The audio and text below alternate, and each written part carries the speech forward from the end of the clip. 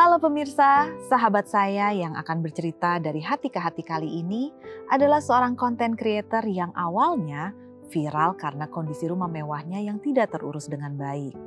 Kondisi ini dilatar belakangi ia yang sejak kecil hanya hidup berdua dengan ibunya yang saat itu mengalami gangguan kejiwaan. Demi menghidupi ibunya, ia harus bekerja sebagai petugas keamanan di lingkungannya. Berkat kesabarannya merawat sang ibu dengan setia, kini, sang ibu kembali pulih dan dapat beraktivitas kembali. Saat ini ia juga telah memiliki seorang istri yang juga turut membantunya merawat sang ibu dengan sabar dan tulus. Mari kita sambut Pulung Mustika Abimanyu atau yang biasa disapa Tiko dan istrinya Nadia.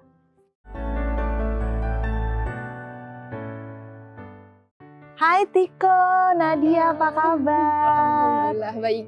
Selamat datang di Hati ke Hati. Yeah. Saya termasuk salah satu orang yang dikejutkan dengan berita Tiko pada saat itu, tahun 2022. Oke, tapi sebelum ke situ saya mau nanya dulu, bagaimana kabarnya Mama? Alhamdulillah sekarang kondisinya Mama udah jauh lebih baik, Kak. Baiknya itu seperti apa? Kalau aku presentasikan sih mungkin 70% pulih ya. Udah bisa beraktivitas sendiri, terutama memasak, keluar. Ya memang nggak sepenuhnya sih, tapi alhamdulillah jauh lebih baik sekarang. Aduh syukur sekali. Iya. Tiko sampai sekarang masih tinggal bersama dengan Mama? Masih, Kak. Bersama dengan Nadia juga? Iya. Sudah memiliki anak kan Kak? Sudah, alhamdulillah. Umur berapa? 7 bulan.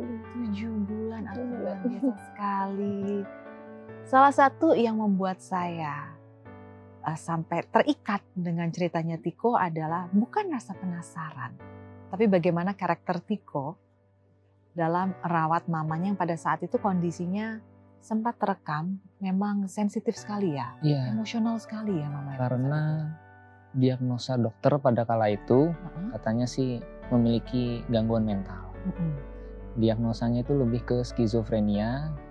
Jadi dokter saat itu juga bilang pada saat perawatan untuk kemungkinan sembuhnya itu hampir tidak ada. Karena sudah terlanjur terlalu lama dengan kondisi mamah yang seperti itu dibiarkan begitu saja. Penanganannya waktu itu kan nggak langsung ya. Karena aku tuh waktu itu yang bingung untuk merawat mama harus bagaimana. Jadi ya sudah berjalan aja kan, karena waktu itu boro-boro untuk memikirkan kondisi mamah ya, untuk kondisi makan sehari-hari aja mungkin agak susah ya. Tapi alhamdulillah kemarin sih ada jalannya, mamah bisa dirawat di rumah sakit dan akhirnya pulih gitu. Oke. Mungkin buat pemirsa saya akan membantu untuk menarik sedikit. Karena saya termasuk orang yang waktu kemarin itu 2022 ya Tiko ya, memang mendapatkan banyak cerita, tapi kan ceritanya kan dari narasi orang. Iya. Kadang-kadang kan kita tidak tahu kemampuan orang dalam menangkap jalan cerita yang sesungguhnya, lalu menarik kesimpulan, lalu menyampaikannya melalui sosial media. Ya suka ada bumbunya, suka ada tambahan pemahaman yang berbeda. Nah ini kesempatannya pengen tahu Tiko, bagaimana sih kejadiannya, apa yang terjadi dalam kehidupannya Mama dan Tiko sampai bisa Mama mengalami tahap depresi itu sendiri? Oke, jadi ini mungkin intinya aja ya. Jadi pada saat itu memang Mama kan ya kita sebutlah wanita karir ya, mungkin dengan papa ya. Jadi waktu itu tuh mungkin karena kondisinya yang tiba-tiba aja lagi sedang di atas, harus pisah dengan papa, lalu kondisi keuangan jatuh, dan semuanya habis total ya, termasuk rumah kan yang seperti yang diberitakan ya, listrik nggak ada, air nggak ada, gas nggak ada. Jadi mungkin sempat shock, kaget, akhirnya mentalnya, tapi nggak langsung sih, perlahan mentalnya terguncang. Akhirnya aku sih tahu gejalanya waktu itu tuh pada saat masih sekolah SD. Cuman waktu itu aku nggak begitu tahu ya, maksudnya apakah ini gangguan mental atau sejenisnya, aku nggak begitu tahu. Jadi yang aku tahu itu pada saat itu Mama suka ngobrol sendiri, tapi belum emosional seperti yang kemarin itu. Saya harus dibawa dulu ke eranya. Ini eranya Tiko masih SD. Sekolah, iya. Usia? Oke, kurang tahu sih usianya. Pokoknya kurang lebih kelas 6 SD lah ya. Kelas 6 SD nih? Iya. Ini yang masuk dalam memorinya Tiko kurang lebih seperti Iya. itu? Oke. Jadi ngobrol sendiri, ngomong sendiri, cuman gak emosional ya. Seiring berjalannya waktu, mama semakin emosional, sensitif. Terutama waktu-waktu tertentu ya, seperti malam hari atau menjelang sore hari itu biasanya mama marah-marah. Tapi marah-marahnya yang ngelantur, obrolan yang nggak pernah terjadi atau nggak pernah masuk ke dalam pikiran mama itu, mama merasa kalau hal itu terjadi dan akhirnya mama marah begitu. Jadi pada saat mama marah-marah itu disampaikannya ke Tiko atau ada orang lain? Marah-marahnya lebih ke halusinasi mama kepada ya mungkin dia melihat ada sosok orang lain gitu. Jadi menganggap bahwa mama itu sedang marah-marahin seseorang yang sebenarnya nggak ada di depan dia gitu. Dan Tiko melihat semua ini dari usia masih SD. Iya. Gak takut? Iya dulu sempet takut, cuman karena ya udah berjalannya waktu biasa gitu. Udah mulai terbiasa dengan kondisi mama yang marah-marah. Dan kalau lagi marah begitu, mama itu nggak bisa dikasih tahu gitu. Jadi kalau aku bilang mah jangan marah-marah, jangan teriak-teriak gitu. Mama pasti balik marah ke aku. Kamu nih nggak tahu apa-apa. Padahal emang sebenarnya mama itu marah ke yang nggak ada, seperti ngobrol sendiri aja gitu. Apa yang ada di benak Tiko pada saat kejadian itu, saat awal-awal melihat perubahan mama seperti itu tuh, bagaimana rasanya? Ya kaget sih, maksudnya memang dulu pada saat SD kan sering mama tuh ngobrol sendiri gitu kan. Cuman ya mungkin ya biasalah, tapi semakin kesini semakin emosional, ya mungkin agak takut juga ya memang ya. Cuman ya udahlah, dengan kondisi mama yang seperti itu mungkin nanti membaik sendiri, ternyata enggak, malah makin parah. Iya. Dan puncaknya ya pada saat kemarin sempat viral itu mama di kondisi yang bisa sampai mencelakai seseorang, karena kan mama emosionalnya parah ya, apalagi siapapun orang, entah itu asing atau kenal yang masuk ke halaman rumah, itu mama pasti nggak segan untuk ngebentak atau marah-marah. Bahkan kalau ngeyel, mama bisa aja mencelakai orang itu. Makanya pada saat waktu proses evakuasi kemarin, itu ada salah satu dari kru Dinsos yang diludahin atau ditampar mama gitu. Saya tidak bisa membayangkan seorang anak SD harus menghadapi ibunya dalam keadaan seperti itu. Dimana otomatis apabila keadaan orang tua seperti itu dan Tiko hanya anak sendiri bersama dengan ibu seorang diri, papa tidak ada, bagaimana menjalani kehidupannya? Siapa yang menafkahi keluarga? Siapa yang hadir untuk hidupnya Tiko dan mama? Jadi pada saat itu sih emang kondisi keuangan memang sedang ya titik terendah lah ibaratnya. Makanya pada saat itu ini di kondisi pada saat mentalnya mama belum sampai seemosional kemarin pada saat viral. Jadi mama itu masih punya inisiatif untuk mencari uang. Jadi mama pada waktu itu niat dagang, menjual makanan, lalu aku yang keliling berjualan di sekitaran komplek. Cuman itu nggak bertahan lama ya, karena mama berhalusinasi kembali, seakan mama dagang ini uangnya tidak sesuai dengan keuntungan yang mama inginkan gitu. Padahal sebenarnya pada saat itu sih laris-laris aja. Cuman mama merasa kayaknya dagang ini dijahatin orang lah, apalah, ngelantur begitu. Akhirnya berhenti dan gak lanjut. Sampai pada akhirnya Pak RT memberikan aku saran untuk kerja di lingkungan sebagai security gitu. Itu umur berapa Tiko? Itu udah putus SMP sih. Kan aku terakhir sekolah itu kelas 1 SMP lalu putus. Saya tidak bisa membayangkan ya pemirsa, bagaimana seorang anak di usia Tiko pada saat itu harus menghadapi hidup seperti itu. Ayah tidak ada, ibu harus berjuang hidup, tapi pun perjuangannya harus terhambat oleh keadaan diri. Dan Tiko di usia yang masih sangat muda. Kalau dibilang levelnya jangankan remaja, ABG. Harus menghadapi itu. Kekuatan apa yang kamu miliki? Apa yang ada di benak kamu di usia itu? aku sih waktu itu nggak berpikir panjang sih ya, maksudnya di pikiran tuh hanya yang penting bisa hari ini bertahan hidup, besok bisa makan, yang bisa dapat uang untuk menjalani besok gitu. Pokoknya yang dipikirin hanya yang penting ngalir aja udah jalan. Jadi nggak terlalu pikir ke depan. Jadi pada saat itu tuh dengan rasa bersyukur waktu itu diberikan pekerjaan dari Pak RT, aku hanya berharap bisa lanjut sekolah. Kan waktu itu akhirnya aku setelah pada saat masuk security itu aku mendaftar sekolah paket ya untuk mengejar ijazah.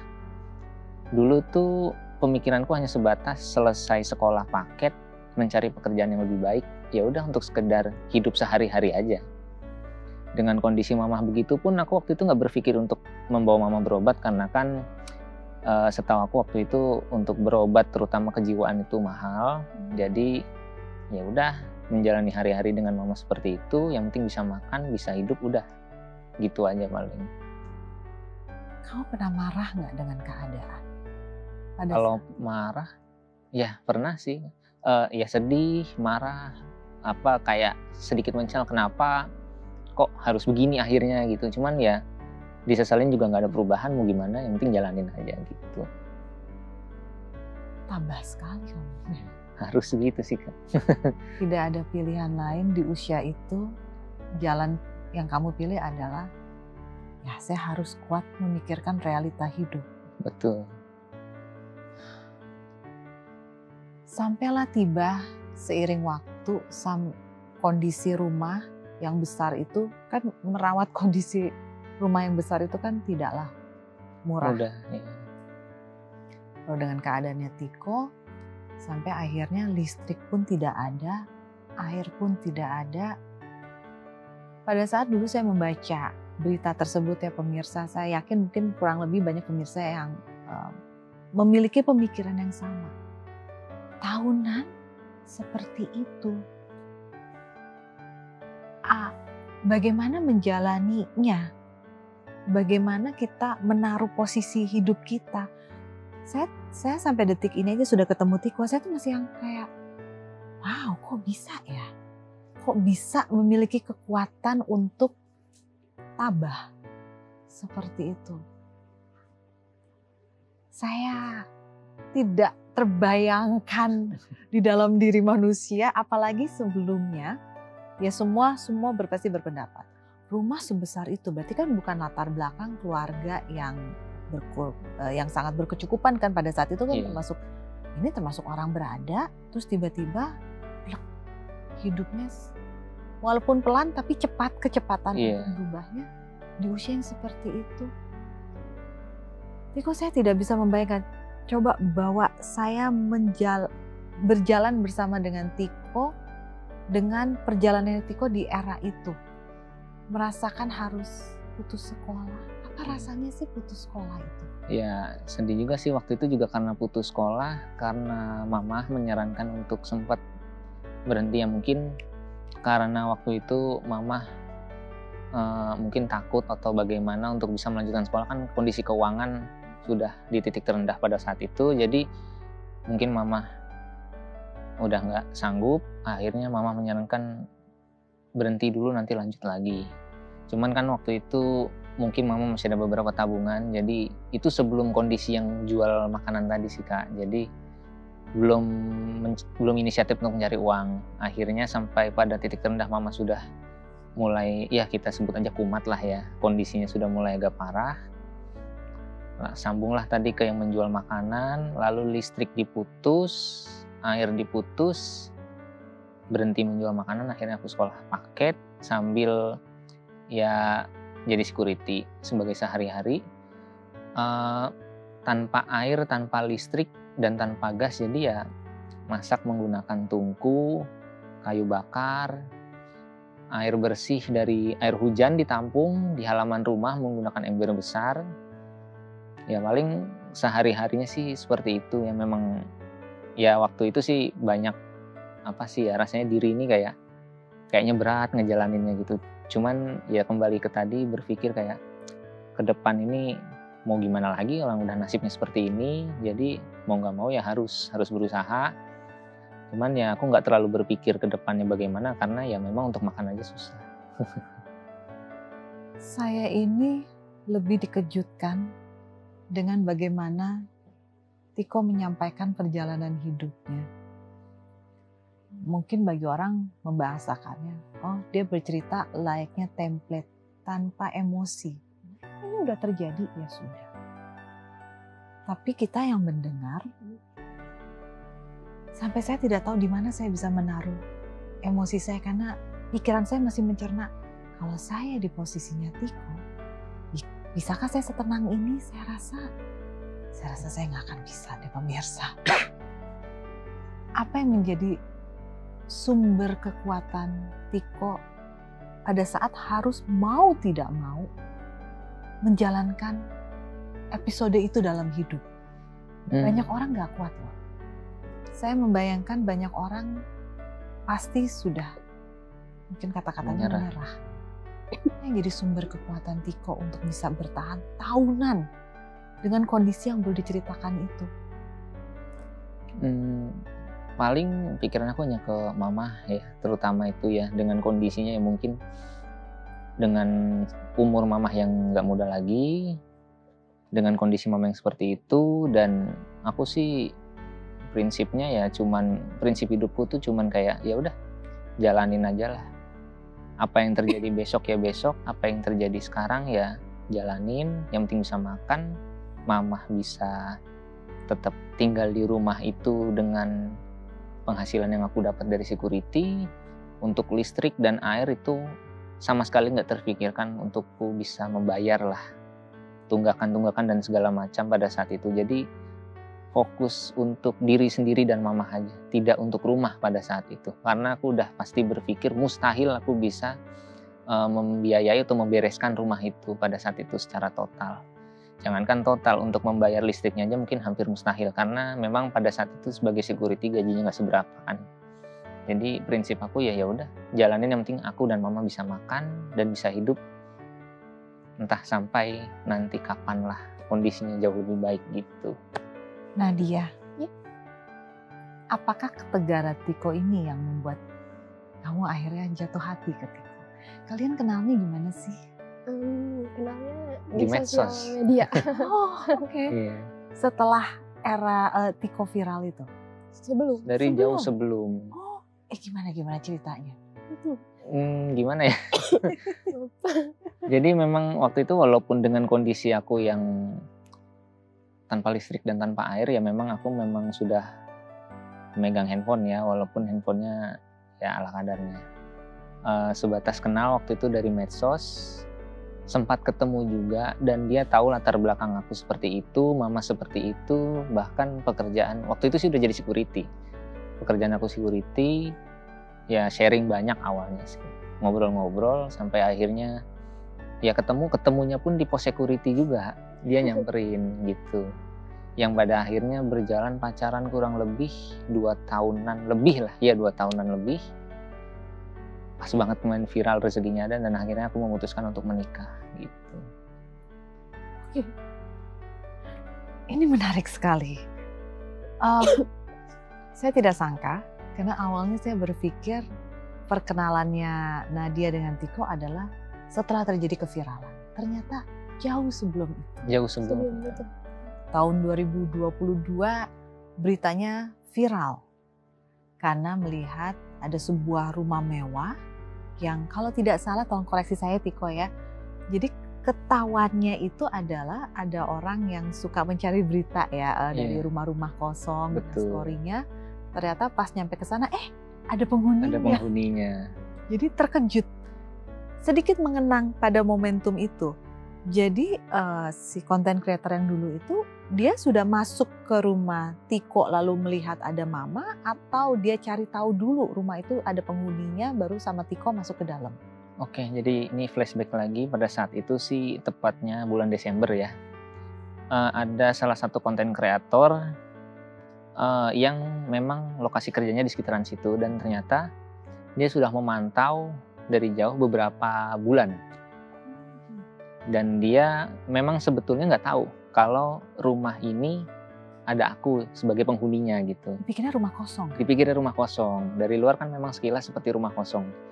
Akhirnya si konten kreator ini mencoba untuk masuk.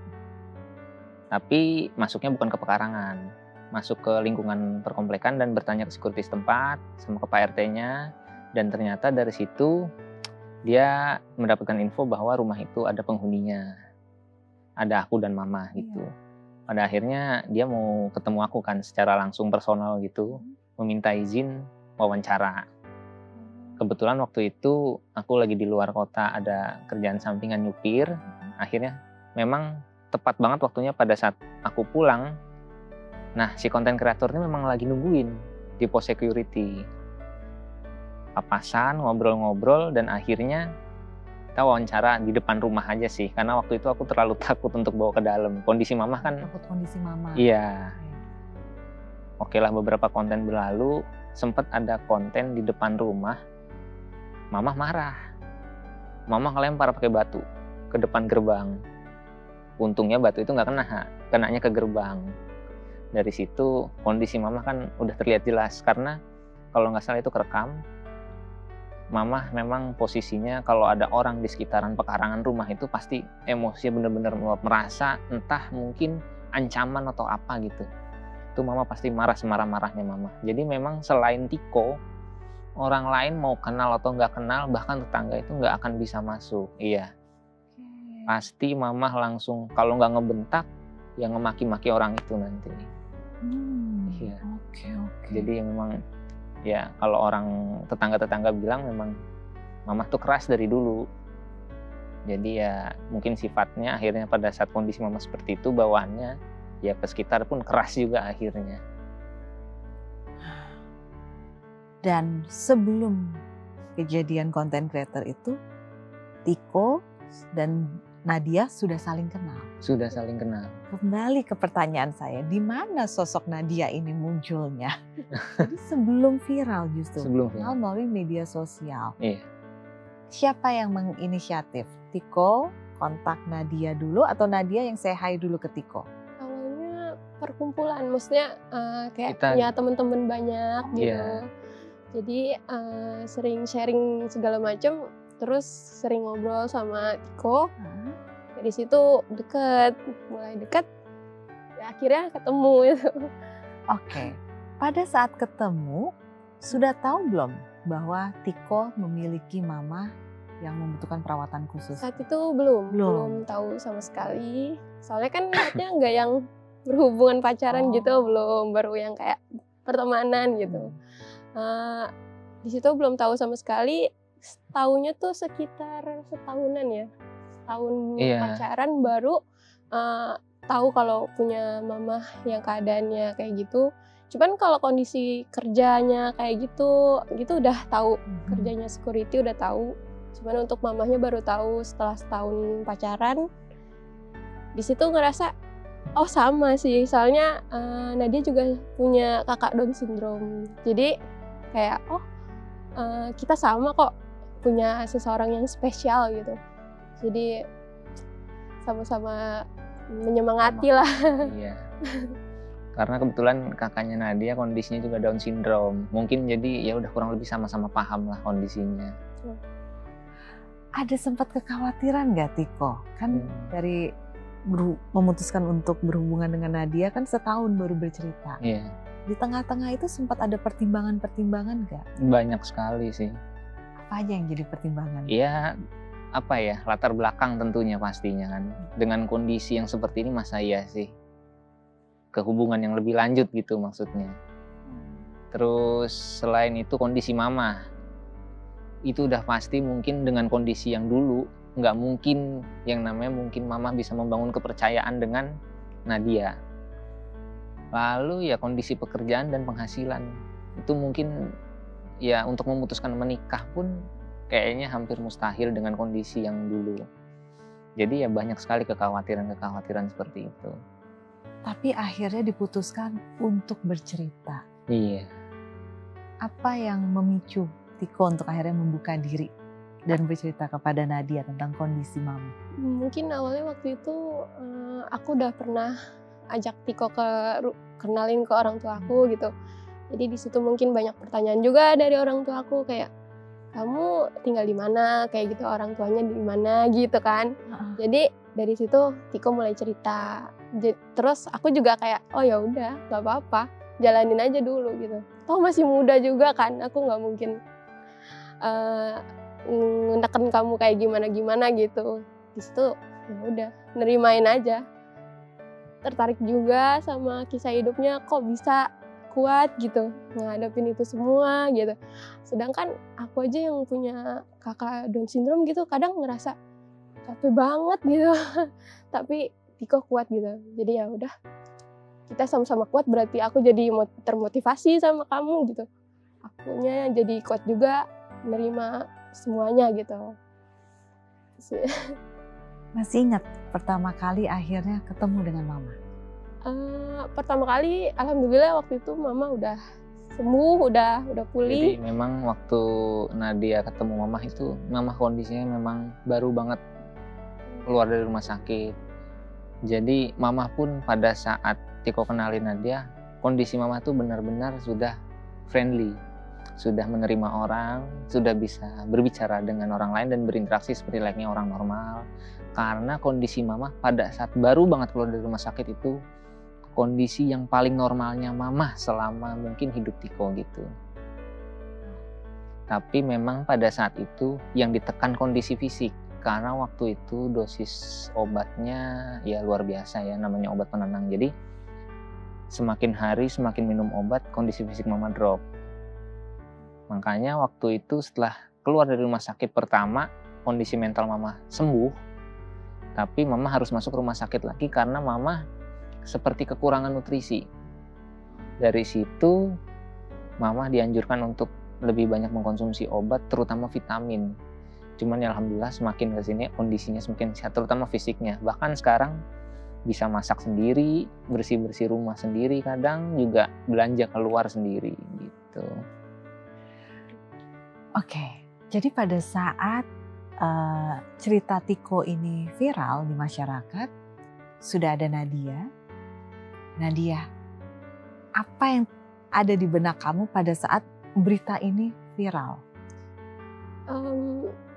Sempat ya udah berarti emang ini jalannya gitu buat Tiko. Alhamdulillah juga jadi bisa semuanya normal lagi gitu dan bisa dijalanin. Sekarang tinggal ngejalanin ya Rumah sedikit-sedikit. tangganya sedikit-sedikit. Ya memang waktu itu nggak nyangka sih kalau bakalan menikah ya. Bener-bener nggak nyangka karena kan selain kan kita udah terstigma bahwa pernikahan sekarang kayaknya nggak mungkin bisa dengan minimum budget lah ibaratnya ya. Cuman alhamdulillah ada jalannya. Ya akhirnya sekarang bisa tinggal sama Nadia, Mama Eni, bersama sekarang Mama Eni juga punya cucu gitu. Oke. Satu hal lagi yang menarik. Kan kita semua tahu ya kalau di Indonesia, di Asia, menikah itu bukan antara individu dengan individu, tapi keluarganya kita nikahi. Pada saat cerita Tiko ini viral, mungkin kalau keluarga inti sudah tahu kan, karena Tiko sudah sempat bercerita. Tapi kan keluarga besar jadi melihat. Apa kata keluarga besar? Apa kata teman-teman? Rata-rata kagum sama Tiko gitu ya. Kok bisa ini beneran ya Nad gitu? Iya bener, emang anaknya termasuk kuat gitu ya. Untuk keadaan tekanan kayak gimana tuh termasuk kuat. Nggak gampang ngeluh juga gitu. Jadi rata-rata pada kagum, ya rata-rata sih pada merasa hebat untuk Tikonya ini. Emang pada nggak nyangka sih karena kan jarak. Nadia rumahnya di Tangerang, aku di Jakarta. Orang-orang pasti pada bertanya-tanya, itu kok bisa kenal? Apalagi pas viral waktu itu, kok Nadia kenal Tiko? Kok Tiko nikahnya sama Nadia? Pasti begitu. Juga. Cuman akhirnya ya, oh iya, perlahan mulai tahu ceritanya. Saya masih tidak terbayangkan bagaimana seseorang bisa mengendalikan dirinya dan emosinya seperti yang Tiko jalani selama bertahun-tahun. Boleh berbagi tips mungkin bagaimana menjalani kehidupan seperti yang Tiko alami di usia yang begitu muda? Kalau orang bilang gak mungkin kan seseorang tidak memiliki emosi terhadap keadaan. Tadi saya sempat nanya, Apa tidak ada amarah? Ada, tapi Tiko memilih untuk tidak ikut di jalur amarah, tapi di jalur mencari solusi. Di usia yang begitu muda, sendirian, bagaimana caranya kamu mengendalikan diri kamu? Gimana ya? Dibilang sepenuhnya bisa mengendalikan emosi sih juga enggak, karena memang di luar mungkin terlihatnya seperti biasa menikmati hari-hari ya, tapi memang kadang terutama mungkin di posisi sendiri ya kadang suka overthink masalah kehidupan, kayak bagaimana nanti aku ke depannya, besok makan bagaimana, atau kondisi mama kok makin hari makin parah, solusinya apa. Nggak mungkin juga dibawa berobat dengan kondisi seperti dulu kan, keuangan juga tidak mampu, apakah di cover oleh BPJS dan lain-lain. Jadi waktu itu aku tuh cuman berpikir untuk ya itu tadi, hanya berpikir udahlah kalau mikirin yang lain pusing, yang penting sekarang bisa makan, besok bisa makan, pekerjaan masih berjalan dengan lancar, sekolah paket berjalan dengan lancar, nanti pada saat sekolah paket sudah lulus aku megang ijazah, aku niatkan kuliah. Kalau memang tidak bisa kuliah, aku ingin kerja atau mungkin buka usaha, walaupun mungkin kalau buka usaha perlu modal ya. Jadi aku ingin bekerja, mencari pengalaman, mencari modal, baru aku buka usaha. Karena memang sejatinya dari dulu pada saat jadi security pun aku udah mencoba mencari tambahan uang dari jual beli mobil bekas gitu. Sebagai mediator sambil jadi security nyari tambahan uang. Ya aku cuman kayak semangat pengen bisa ngejalanin hidup kayak biasanya aja. Dan tidak berpikir bahwa mamah akan bisa sembuh gitu. Jadi yang penting cuman ya ikhtiar aja sih seterusnya, berusaha. Dari tetangga juga. Tetangga dan semua juga emang support semua. Bahkan memang ada salah satu tetangga yang ingin menyekolahkannya.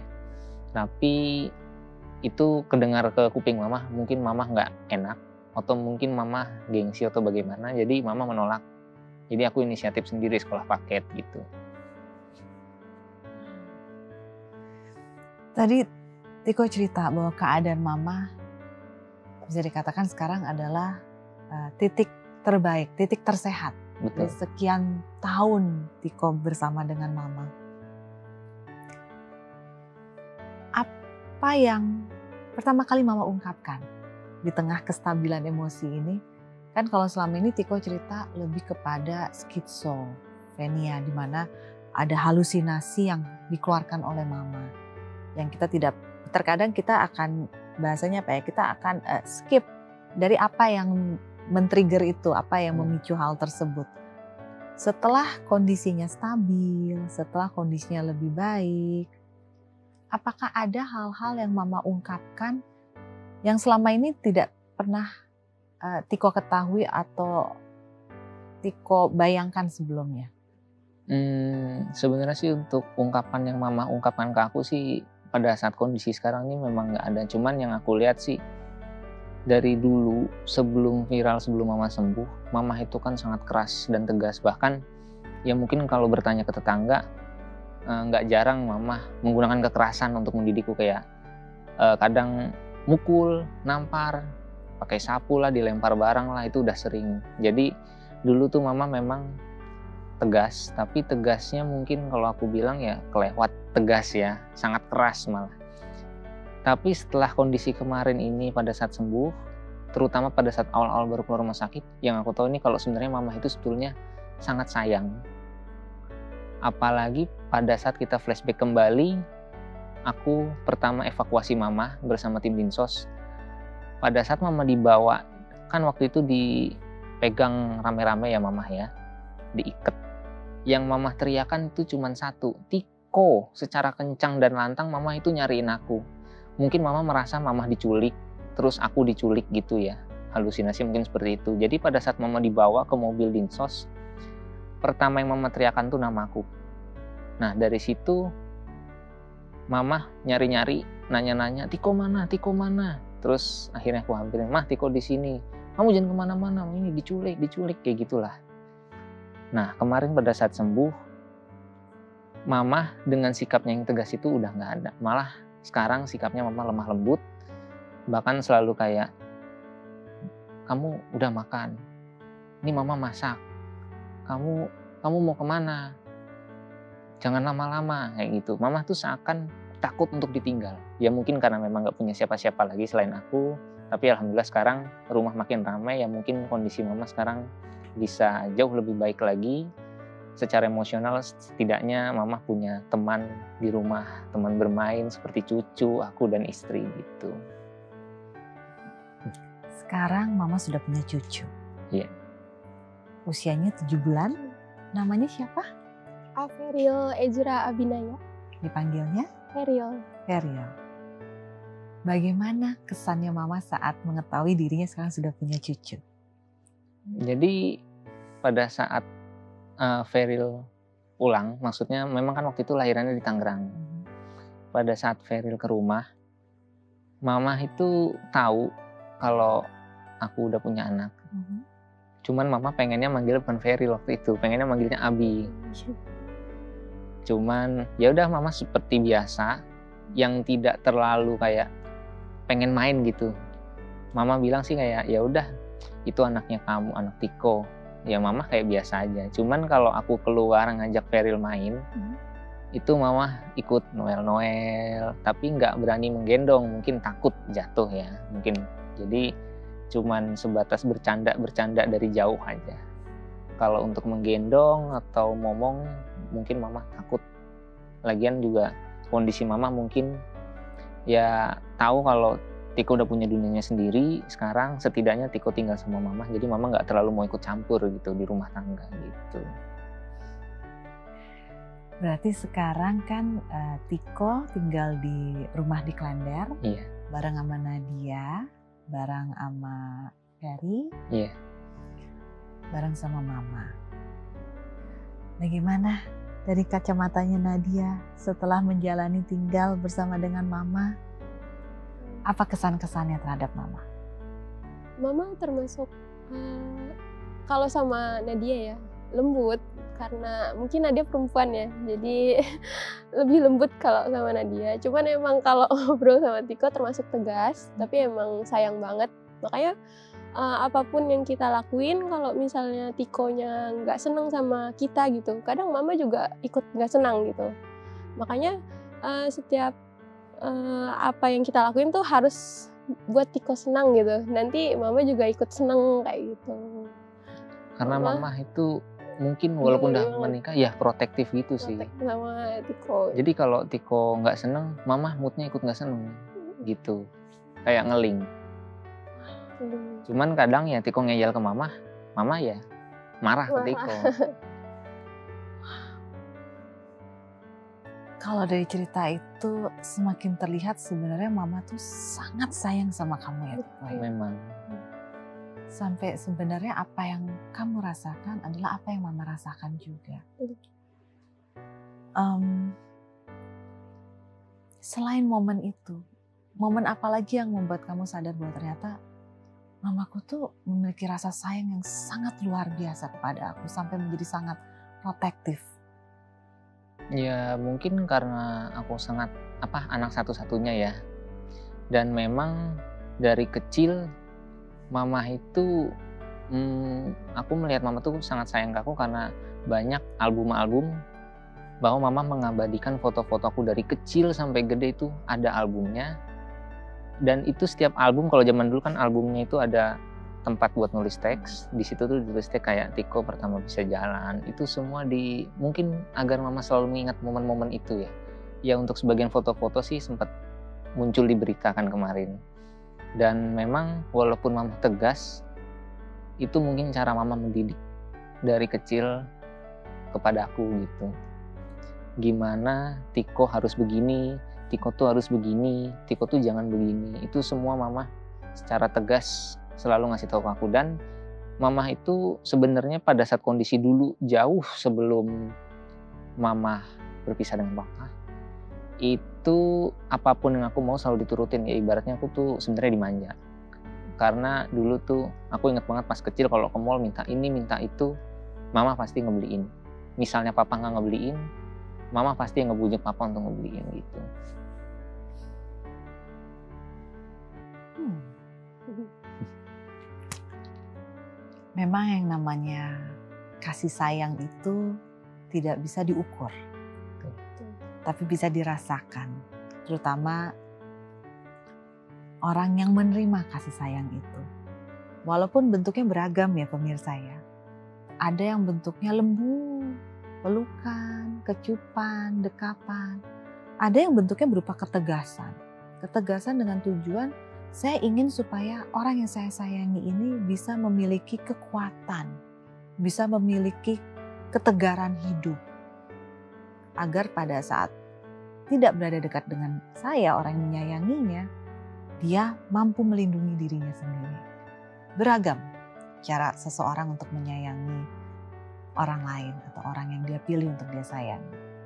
Tapi satu yang luar biasa saya lihat di sini adalah kalau dulu waktu kecil, saya sering sekali tuh di buku pelajaran mendengar kata-kata anak berbakti. Tapi seiring waktu, semakin dewasa, wujud dari seorang anak yang berbakti itu agak cukup terkikis dari bayangan saya. Sampai saya melihat sosok Tiko, anak yang berbakti. Inilah sosoknya. Begitu banyak tantangan hidup yang harus dihadapi dan dijalani oleh Tiko. Memiliki ibu mertua yang memiliki kesehatan mental yang penuh dengan tantangan. Ini memang terkadang gak semua orang bisa loh, Nat. Mungkin kalau secara umum, mungkin orang akan berkata, apalagi orang tua, gak ada pilihan yang lain. Cari aja yang hidupnya tuh biasa-biasa aja gitu kan. Tiko sempat terpikir seperti itu juga gak? Bahwa mungkin gak orang lain akan berpandangan terhadap Tiko, mana ada yang mau sama saya, uang beban hidup saya aja udah banyak banget gitu. Ada sih, nggak mungkin nggak. Dengan kondisi seperti itu sebenarnya ada banyak sekali kekhawatiran terutama untuk masa depan ya. Selain pasangan ya mungkin kedepannya entah karir, sekolah, penghasilan dan lain-lain tuh itu hampir semuanya full kekhawatiran. Cuman ya kita kembali ke tadi prinsip ya udah jalanin aja lah, nggak usah pikir yang lain-lain. Setelah melewati semua ini, di mana sekarang kondisi Mama sudah jauh lebih baik, adakah harapan-harapan yang belum terwujud, keinginan-keinginan yang belum terwujud terhubungan dengan kondisi Mama yang ingin sekali Tiko miliki? Yang pasti tetap ke kesehatan dan kesembuhan Mama, karena walaupun dengan kondisi Mama yang sekarang jauh sekali lebih baik dibanding yang dulu, memang yang namanya penyakit mental sesuai yang dokter pada saat kemarin katakan tidak sepenuhnya sembuh. Jadi dengan kondisi yang sekarang pun Mama terkadang masih dengan halusinasinya, walau tidak seemosional dulu. Jadi terkadang Mama lebih asik dengan dunianya sendiri. Yang dimaksudkan itu terkadang Mama lebih suka mengobrol sendiri dibanding berinteraksi dengan ya entah televisi, entah radio, atau ngobrol dengan kita. Mama tuh lebih sering halusinasinya, bersama halusinasinya mengobrol gitu. Jadi yang aku harapkan sih ke depannya Mama bisa sepenuhnya sembuh total ya. Walaupun mungkin dengan cara entah nanti berobat lagi lah, berobat jalan atau sejenisnya, terapi dan sebagaimana lainnya. Yang penting aku tuh harapannya ya kesembuhan penuhnya Mama aja gitu. Menunjukkan level kesembuhan itu interaksi seperti apa yang Tiko harapkan dari Mama? Aku tuh pengennya ya Mama lebih memilih menghilangkan dunianya gitu. Dengan halusinasinya itu perlahan yang aku harap tuh semakin berkurang dan ya kembali ke dunia nyata. Berinteraksi kepada kita, mau ngobrol, beraktivitas, mau diajak keluar. Karena dengan kondisi yang sekarang pun kalau kita ajak ya ibaratkan kita jalan-jalan makan di luar lah, sekedar makan di luar tuh Mama nggak mau. Memiliki ketakutan kalau ke dunia luar. Jadi Mama itu seperti burung dalam sangkar. Maunya hanya di rumah dan kalau keluar takut. Walaupun aku yakinin kayak nggak apa-apa mah nanti kita makan-makan senang-senang gini, Mama tetap nggak mau keluar dari rumah. Walaupun aku memberikan kesan yang di luar tuh kesan yang baik dan enak-enak gitu, Mama tetap nggak mau. Maunya hanya di rumah. Jadi yang aku pengen tuh Mama bisa beraktivitas normal seperti orang normal pada umumnya. berinteraksi, ya menonton TV bersama, makan bareng dan lain-lain. Karena sekarang pun interaksi dengan kitanya pun nggak seintens ya kalau dibandingkan dengan orang normal lain gitu. Tiko, kalau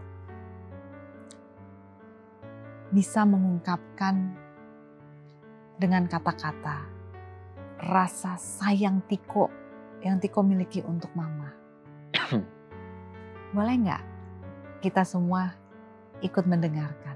Seperti apa sih rasa sayang yang dimiliki Tiko kepada Mama? Apa ya? Kalau secara kata-kata Tiko sih nggak terlalu ini ya. Cuman yang jelas sayangnya ke Mama itu, Tiko itu ya sebagaimana kita flashback ke belakang dengan segala macam kondisi dulu, kondisi mental Mama yang dari dulu sampai sekarang, apapun yang terjadi mungkin kondisinya ya entah ke depannya Mama sembuh atau ya kita bicara pahitnya kondisi Mama kembali relapse seperti dulu ya, walaupun jangan sampai, Tiko sih tetap nggak bakal ninggalin Mama gitu. Apapun keadaannya, kondisinya ya, Mama kan juga umurnya sudah ya kita bisa sebut lansia lah ya. Jadi ya mungkin di masa-masa akhirnya Mama ya tetap berada terus lah bersama Mama gitu.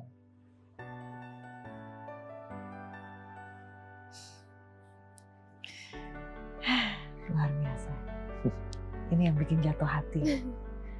Karena pada saat saya tuh sering sekali yang mendengar pemirsa, bagaimana hubungan menantu dengan mertua itu ada yang tidak harmonis atau tidak harus bermusuhan, tapi ya kayak perang dingin jalan masing-masing.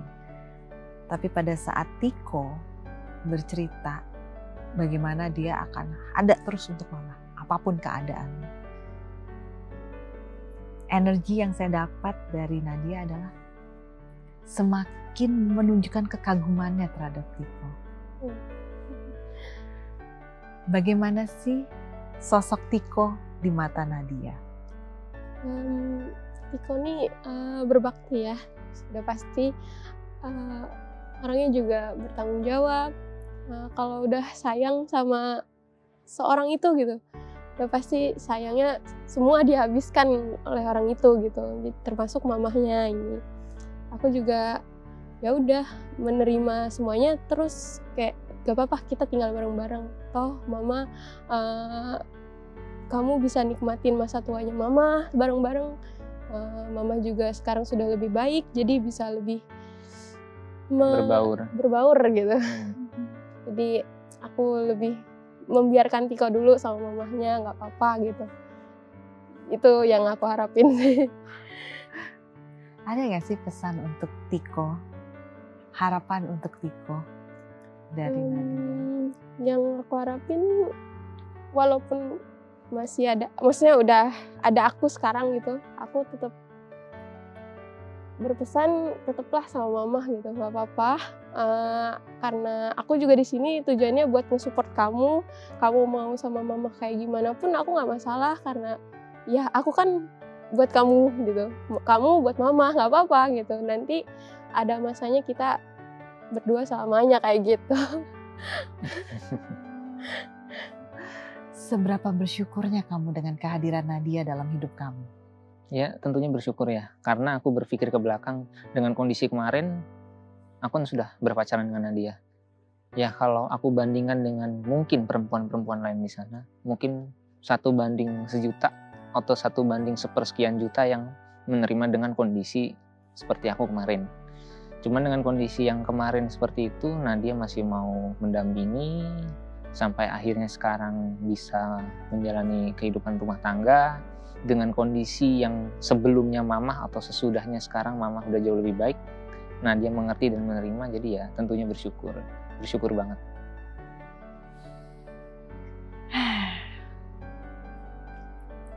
Indah. Kata itu menggambarkan apa yang saya lihat dari kebersamaan Nadia dengan Tiko. Indah, satu hubungan yang dipilih oleh masing-masing setelah mengetahui apapun itu, tapi mereka memilih untuk satu sama lain bersama menjalani ini. Bersama bukan berarti bersama berdua aja, tapi bersama dengan semua, kalau orang bilang baggage-nya kalau anak sekarang bilang. Dengan semua apa yang menjadi beban hidup dari masing-masing individu, tapi dipilih bersama.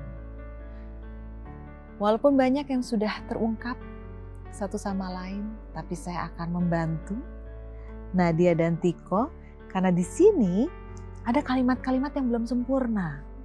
Kalimat-kalimat yang belum lengkap yang merupakan pancingan perasaan yang paling dalam. Jadi kalau nanti misalnya Nadia yang megang kertasnya dibuka, tolong lengkapi kalimat di dalamnya yang merupakan perasaannya Nadia kepada Tiko. Begitupun sebaliknya, kertas yang Tiko pegang adalah kalimat yang harus dilengkapi dengan perasaan Tiko kepada Nadia. Oke. Kita coba ya. Silakan dipilih dulu.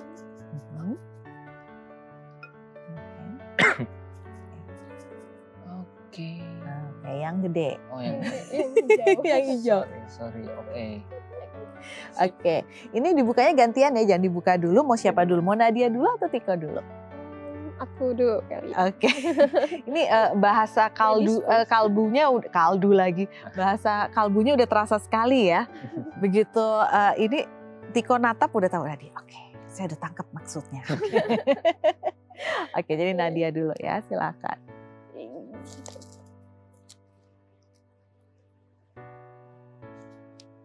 Oke. Ini langsung ya. Iya. Maaf jika selama ini aku sering marah-marah, Emang. sering ngeluh gitu, Emang.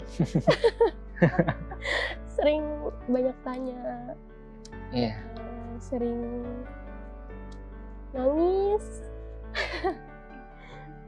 Maaf lah. Dimaafin. Nggak usah nunggu lebaran nih. Oke. Oke, kita lanjut berarti ya. Iya, silakan Tiko. Praktis ya Tiko ya. Oke. Ini sih simple ya. Aku sedih jika kamu sedih. Emang iya. Intinya ya itu. Tadi kan Nadia bilang maaf jika aku selalu nangis. Ya, dia nangis ya aku ikut sedih. Rata-rata dia nangis sih karena ya mungkin mengurus baby yang masih kecil, tapi di kondisi yang mungkin lagi rewel dan mamah lagi halusinasinya sendiri ya mungkin ya. Jadi agak susah kan mengurus bayi dengan kondisi seperti itu ya, mungkin kadang berat juga kan, apalagi aku lagi nggak di rumah gitu. Ya di situ kan nangis ya, aku bingung harus nyari solusi. Dia nangis, aku ya sedih memikirkan gimana ya di rumah Nadia sendiri, Feril rewel, mamah kondisinya begitu. Ya itulah momen-momen yang sedihnya pasti. Tapi ya maafin kalau emang ya kondisinya seperti ini. Kalau aku sedih kamu ikut sedih, siapa yang nyenengin aku? Itu kan tadi aku udah bilang, mikirin solusi gimana. Oke. Tadi Tiko bercerita bahwa dia memahami kondisi emosi Nadia karena bayi masih kecil, kondisi juga ada mama dengan keadaan khusus. Saat semuanya terjadi di saat bersamaan, Nadia sampai menangis. Apa yang terjadi dalam hatinya Nadia sampai akhirnya tidak terkuatkan? Sampai akhirnya harus menangis seperti itu. Seperti apa sih yang dirasakan? Mungkin karena jadi ibu baru ya. Jadi kayak gimana ya, sanggup gak sih gitu ngurus anak kayak gini kan.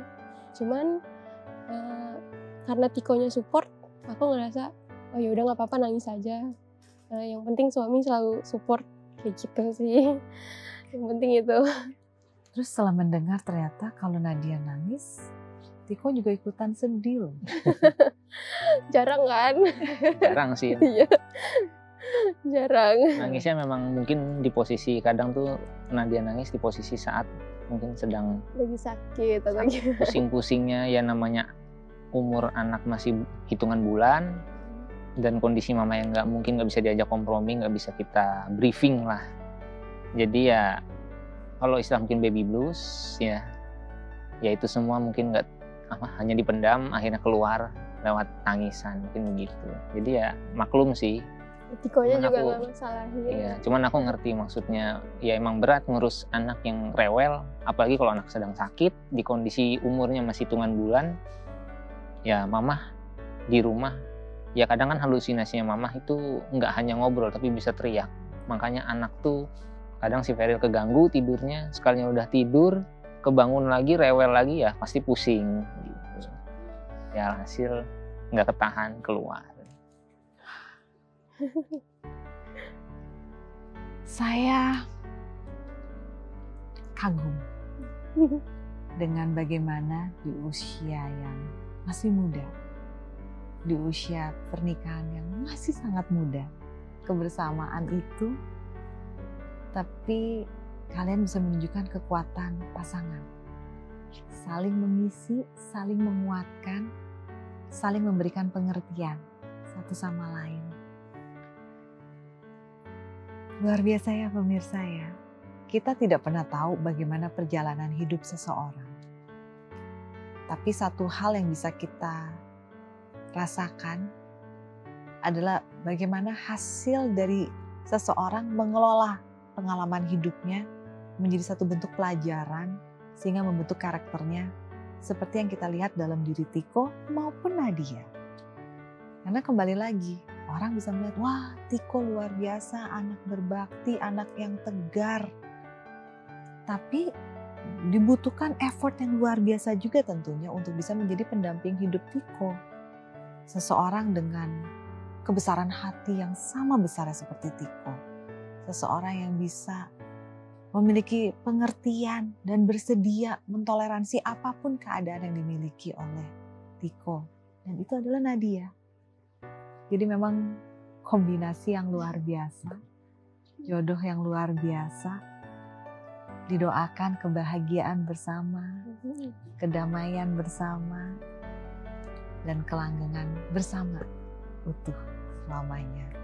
Terima kasih Nadia, Tiko, sudah berbagi tidak hanya cerita dan pengalaman hidup, tapi menunjukkan bagaimana kekuatan dari pilihan sikap yang kita ambil dalam menghadapi segala bentuk tantangan yang kita harus hadapi dalam hidup ini.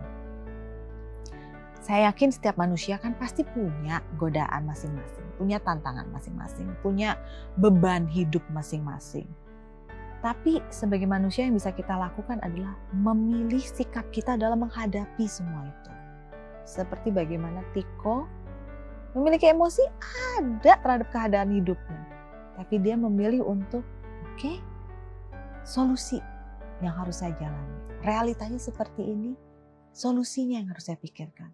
Emosi ya ada, tapi saya harus kesampingkan dulu kan untuk kelangsungan hidup. Tapi ada juga orang-orang yang mungkin tidak setegar Tiko saat menghadapi masalah dalam hidup, dia memilih untuk mengikuti emosinya, akhirnya lupa untuk bangkit. Terima kasih sudah memberikan contoh itu ya Tiko. Dan terima kasih juga kepada Nadia yang bisa memberikan senyum dalam hidupnya Tiko dan bisa menjadi sosok bahwa ya setiap orang pasti punya beban. Tinggal bagaimana kita memilih dan mempertimbangkan apakah kita bisa menampung dan menerima seseorang secara utuh. Seperti yang pernah dijalankan oleh Nadia. Terima kasih sekali lagi. Terima kasih kembali. Dan terima kasih kepada pemirsa yang terus bersama dengan kami di Hati ke Hati. Semoga setiap episodenya kami bisa menghadirkan arti yang baru untuk Anda. Arti yang begitu dalam perjalanan hidup Anda. Saya Anya Dinov pamit, kita berjumpa di lain kesempatan hanya di Hati ke Hati. Sampai jumpa.